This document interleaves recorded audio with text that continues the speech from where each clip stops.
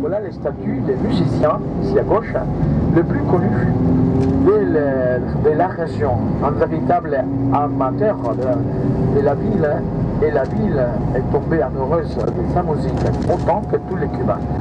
Benigno, dit le barbare du rythme. Ici à droite, les glaciers où la population peut échapper à la chaleur insupportable de la ville. Maintenant, on descend un petit peu la promenade parce que le soleil tombe à pic sur le terrain. Il cogne par ici le soleil. On profite des moments pour se déplacer d'un bout à l'autre. Ici, la forte présence ouvrière a déterminé que dans cette Cienfuegos a été baptisée la Perle du Sud. Elle fut fondée en 1819 par un gouverneur espagnol grâce à l'apport de colons venus de Louisiane et de Bordeaux. La maison coloniale parisienne est grande, autant que celle de Trinidad. Et l'anse que l'on voit par ici, c'est l'anse de Marsillan. Autant que le malécon Rafané, c'est un site fréquenté par les amoureux, les amateurs du sport, les amateurs de la pêche à la ligne, les amateurs de kayak, de canoë, de rames, d'aviron, de canotage, de prado, là-bas, devient bien étroite, à tel point qu'on peut voir la mer soit à droite, soit à gauche, parce que la péninsule finit dans une espèce de pointe. Un panneau tout à fait... Ah bon, le panneau n'est pas là, excusez-moi. C'est la structure du panneau, mais d'habitude, on y met là-bas les fichiers de Benigno, le barbare de rythme, cette icône de la musique populaire cubaine. Mais là-bas, il y a une promenade qui s'étend le long des promontoires jusqu'au bout, sauf à l'hôtel Jawa. Là-bas, l'hôtel Jawa occupe aussi une partie. Rappelez qu'à Cuba, après la loi de réforme urbaine, on avait le droit qu'à une maison principale en ville et une maison secondaire à bordure de la mer ou en montagne ou dans la campagne. Pas mal de ces maisons ont été abandonnées. L'ancien club Cienfuegos Yacht Club à la période. Voilà, aujourd'hui c'est un centre muni de cours de tennis, piscine, une petite plage, un resto gourmet en haut, en bas un resto buffet et un lieu pour les catamarans sillonnant la partie sud de Cuba peuvent venir pour se réfugier.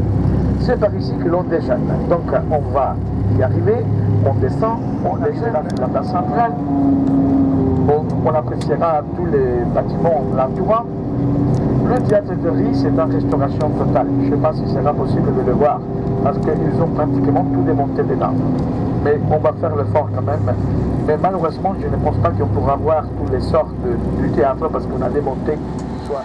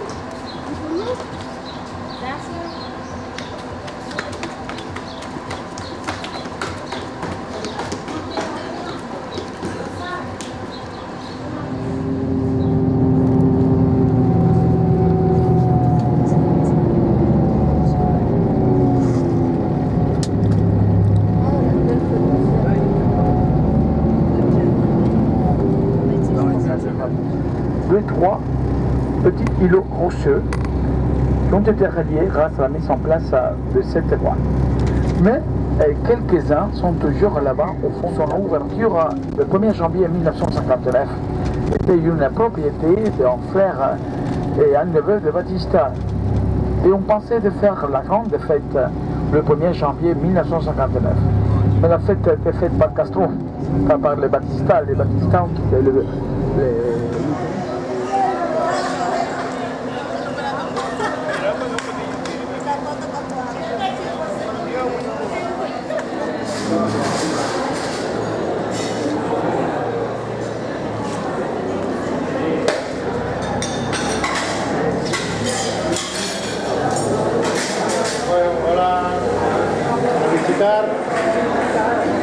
Le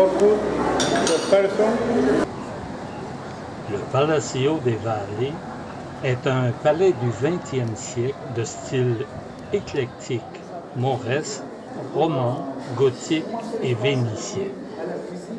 Il a été construit par un riche marchand de sucre espagnol au Clico del Valle Blanco. Il se situe dans le quartier de Punta Gorda.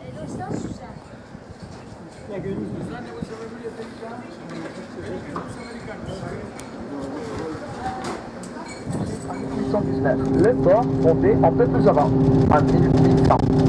Et la première demeure, en 1746, le château de Notre-Dame aux Anges. Notre-Dame aux Anges de Jawa.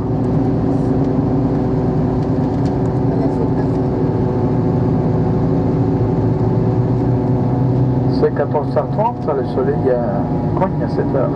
Même si c'est de l'automne, c'est là que où accostent les bateaux croisières et aussi une partie de la flotte des pêcheurs de la ville et des bateaux spécialisés dans la pêche à la crevette, aux crevettes d'Arblin.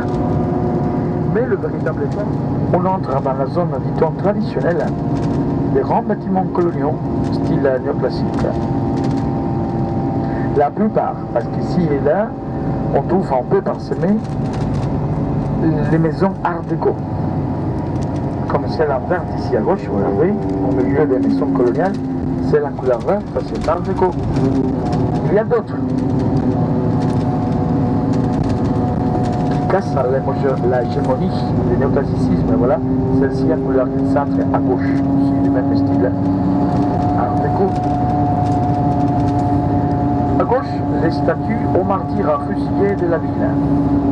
Voilà, un groupe de patriotes qui étaient fusillés par les autorités coloniales à cause de leur idée